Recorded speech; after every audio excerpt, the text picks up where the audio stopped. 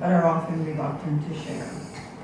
The stories that we hope might lend some encouragement to others who've had similar experiences, or perhaps we just don't want our life stories to evaporate into thin air after we pass.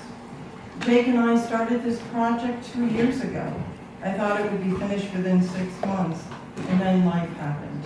COVID hit, and we were all scrambling to get into our caves and stay put. For a time period, Jake Steiner was even closed, and then other life events. Jake has been ever patient with my long time extension. Most of the writing has occurred at the diner, and special thanks to his fiancée, Nikki, along with the regulars at the diner. So tonight's topic, one of my essays with Jake, was on heroes.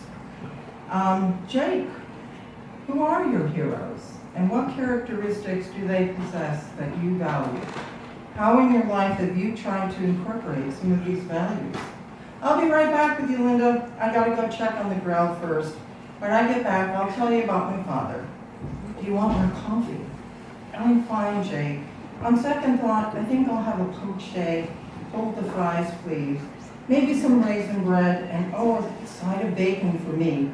Laughing, I said, you know who? Secretly, I hope he forgets the fries, because they are so damn good that I will eat every one of them, even though I'm trying to cut back on the carbs.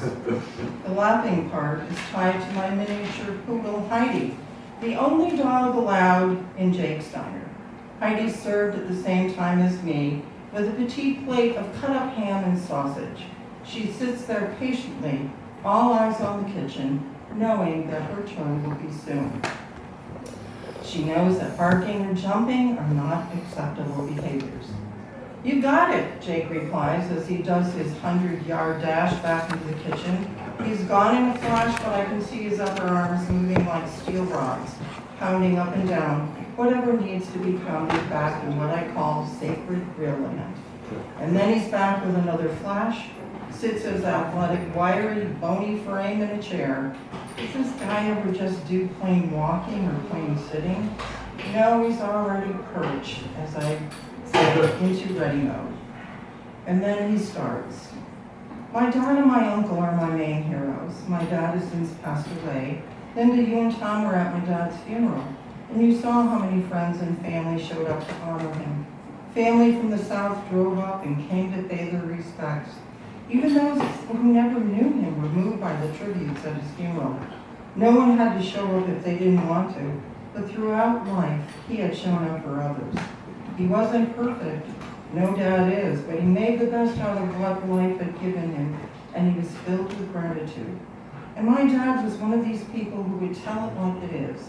He didn't set out to hurt anybody's feelings, but if you wanted an honest answer about anything, he would give it to you. He didn't hold it against you if you had a different opinion. He wasn't one to argue with you. No, he would just state his opinion, and that was that. And I admired him for so many reasons. One was his incredible work ethic. No matter what was going on in his life, he would show up for work. He did his job even when there were family problems. He never badmouthed even when there had been sass to him. No, he just got on with life because he valued having a decent job that paid his bills and gave him dignity. He worked as a concrete mixer truck driver, and his job wasn't all that easy, especially when concrete was poured on a mountainside. My dad would be the one that would get called for those jobs because his employer knew that he could do it without a bunch of complaining. He would just do it as if it was the most natural thing in the world to do. He grew up in South Carolina, and he knew what hard work was. He worked 47 years for the same company. Let me repeat that, 47 years. Hell, you know how hard it is to find people who will work 47 days? Many people want it easy and a free ride. My dad taught me that there is no such thing. He had no patience for people who were just willing to coast. And his main reward was to be respected. After he put in a long day, you know what he really liked for a reward? Well, let me tell you, he loved soul food, especially those that included ham hocks and lima beans. And one of the ingredients he didn't like was garlic. And sometimes other family members would forget that, and he would make a face behind their backs. And that's why he liked my cooking, because I never forgot that he didn't like garlic. Never. Along with not liking garlic, he didn't like liars and thieves. And if he caught someone lying or thieving, he would just shout out, "Leave, and don't come back." So one of the things I noticed at the get-together after your father's funeral was the quantity and the variety of food that was served. It was a feast of bountiful foods, Jake, all of it delicious. I went back for seconds. There was something to please an array of palates. I couldn't help but think that this in itself was a tribute to your dad. It was communicating love and a message that at this table no one would go hungry. I compared it to my Protestant heritage, where you might be lucky enough to get a delicate cucumber with a hint of basil sandwich that had been drawn and quartered. And it would require consuming about 20 in order to feel satisfied. And after these gatherings, one usually had to go out to dinner someplace. That was not the case at your dad's place. You were going around helping to set up tables and chairs for folks, making sure everyone was comfortable and asking what they needed. And I sensed that this was not easy for you, as you were obviously in deep mourning, but you did it anyway, with grace and grit, and your father would have been proud of you.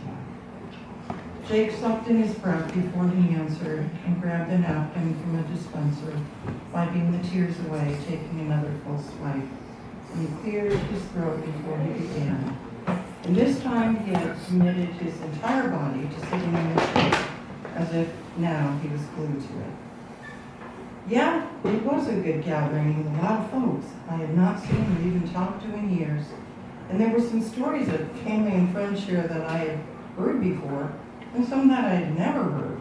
And a lot of us got laughing, even when the tears mixed in. Yeah, it was good, and I'm glad that we all came together for my dad, even though there had been family feuds, because guess what? Everyone has family feuds. Jake doesn't seem uncomfortable with his last statement. He just shakes his head as if it might be a universal truth. I'm sorry. And I, on the other hand, nod back in agreement, yet feel a tad embarrassed, not wanting to acknowledge the truth of my own family breakouts. My family dynamics are convoluted. How can it be that one loves one's family and not want to have anything to do with them?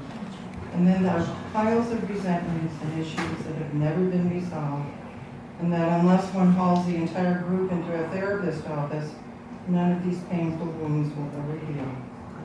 And even that approach is a crapshoot.